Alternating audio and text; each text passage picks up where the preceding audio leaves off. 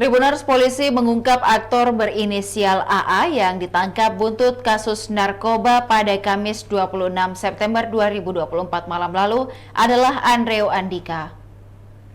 Hal itu dikonfirmasi oleh Kapolres Metro Jakarta Barat, Kombes M. Syahudi, pada Sabtu 28 September 2024 malam. Hal itu dikonfirmasi oleh Kapolres Metro Jakarta Barat, Kombes M. Syahudi, pada Sabtu 28 September 2024 malam.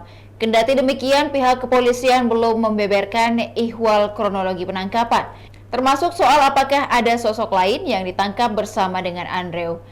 Kasatgas Narkoba Polres Metro Jakbar, AKBP Chandra Mata Rohansyah, hanya menyampaikan pihaknya masih memeriksa Andreo secara intensif. Sebagai informasi, Andreo disebut membintangi banyak film televisi.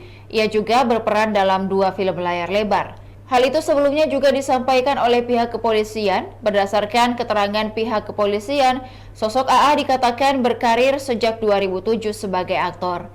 Demikian Tribun Timur Hot News kali ini. Jangan lupa saksikan berita menarik lainnya hanya di kanal YouTube dan Facebook Tribun Timur.